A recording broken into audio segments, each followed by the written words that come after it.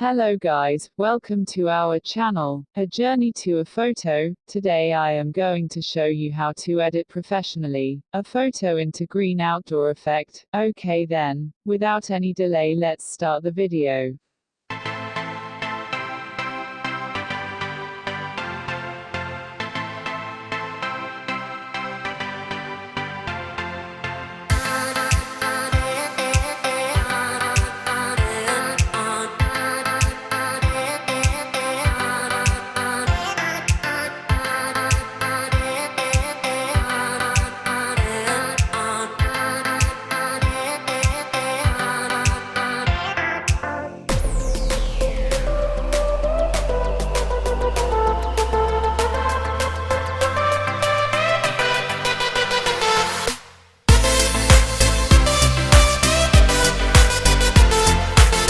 I have already done this, therefore I am using the previous curve tone, where you can download it from the link given on the description.